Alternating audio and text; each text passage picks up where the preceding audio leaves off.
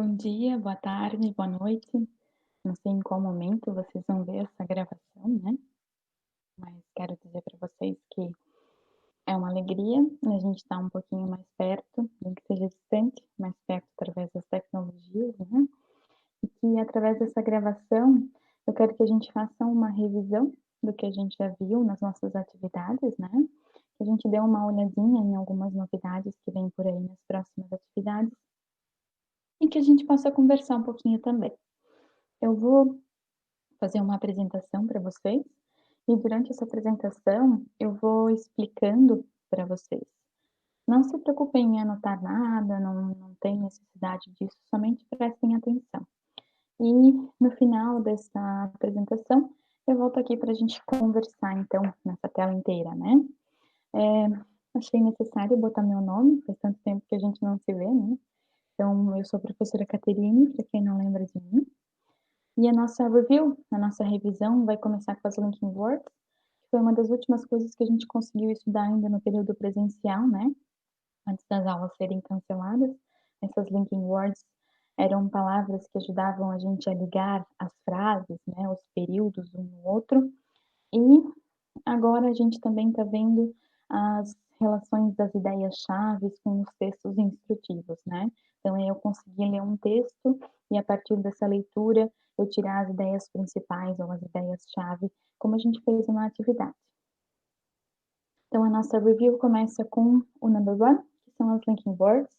Eu coloquei só alguns exemplos, a gente tinha várias, né? Mas como a gente fez bastante atividades, foi um período presencial, eu só coloquei algumas para a gente lembrar. And, in addition to, so, but, however e because. And significa e. In addition to, in addition to, além de. So, então, but, mas, however, entretanto, e o because, que é o porquê. Aqui embaixo até coloquei um tweet, né, que era um dos trabalhos que a gente ia fazer, quem sabe ainda a gente realize, né, no nosso período presencial, não sei se a gente vai conseguir fazer à distância, é uma proposta, mas aqui, nesse tweet, a gente percebe que tem um and nessa frase, né, que ajuda, digamos, a fazer a ligação ali entre essa frase. A gente viu muitos exemplos, até foi uma das nossas atividades, né, que tinha uns tweets, umas linking words que a gente precisava traduzir e tudo mais. Então, essa é só mais uma lembrança do que uma revisão. Agora, nesse caso aqui, por exemplo, desse texto, né? Esse texto aqui é de uma pessoa, ela certamente deve ter posto em algum elevador, em algum lugar do prédio dela, e ela se coloca à disposição, digamos, para os vizinhos que têm algum problema, alguma doença, né? Para que ela possa ir à farmácia, ir ao mercado, fazer compra, né? A proposta dela é que eles fiquem próximos, apesar de estarem longe, né? Então, lendo esse texto, eu consigo tirar algumas palavras-chave dele. Então, palavras-chave, ideias-chave são o que me fazem, digamos, ter uma noção, nem que seja superficial do texto, né? Então, por exemplo, desse texto aqui, eu tiraria vizinhos, coronavírus, doença crônica, disposição, compras, segurança, incerteza ou incerto, como tem ali embaixo, né?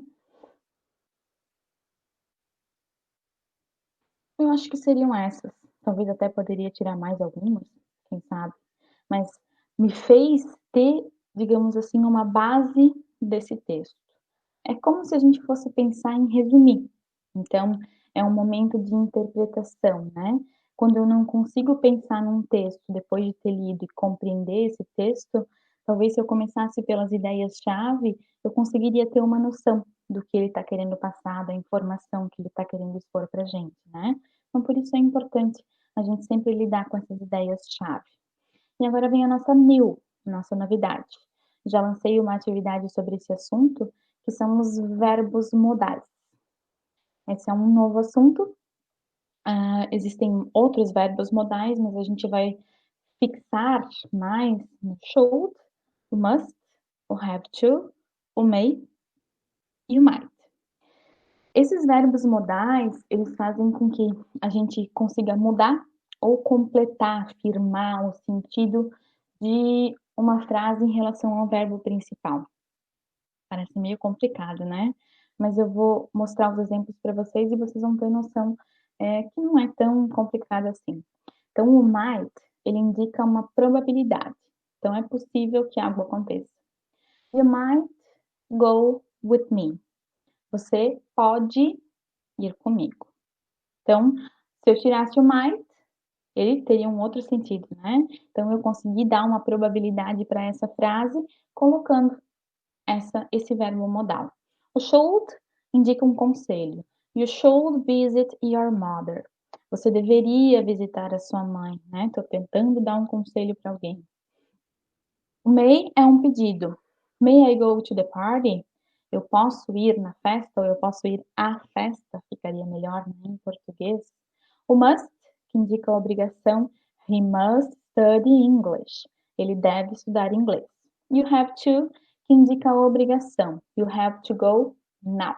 Você precisa ir agora. Todos esses verbos modais que a gente vai estudar, e os outros que existem também, eles têm a forma negativa. Então, might not, should not, may not, must not, have to not, ou have, haven't not, né? Porque o to tem que ficar separado, então vai ser haven't ou have not. Eles têm essa forma negativa, acrescentando o not. E os verbos modais também têm a forma interrogativa quando eles ficam antes do sujeito. Então, nessas frases aqui que eu apresento, né, a frase aqui do pedido já é um bom exemplo. May I go to the party? Olha o que aconteceu com o may. Ele foi parar antes do I, antes do sujeito da frase, antes do eu, né? Então, a gente tem essas formas, digamos assim, de construir essas frases com os verbos modais. No 7º ano, no 8º ano, a gente estudou o can. O can, que é poder, saber, conseguir. I can't study French. Eu não consigo estudar francês.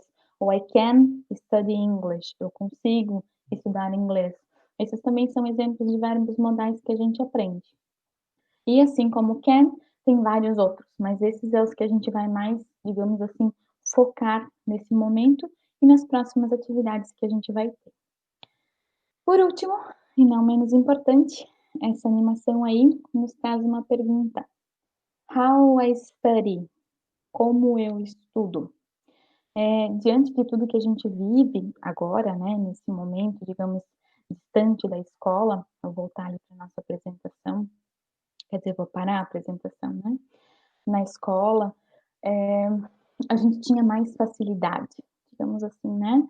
Tínhamos os professores que nos explicavam, que nos ajudavam, e agora longe da escola, a gente precisa ter um pouquinho mais de autonomia e muito mais organização.